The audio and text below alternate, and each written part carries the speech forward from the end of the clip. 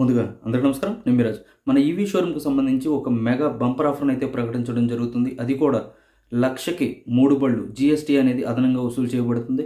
వీటికి సంబంధించి ఒకవేళ ఒకే వెహికల్ తీసుకోవాలి అనుకున్నట్లయితే కేవలం రూ.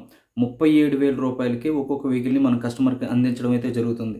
దీనికి సంబంధించి చాలా వెహికల్స్ అయితే సేల్ అయిపోయినాయి. రేపు ఉదయం 11, 12 గంటలకి కొత్త లోడ్ అయితే రావడం జరుగుతుంది.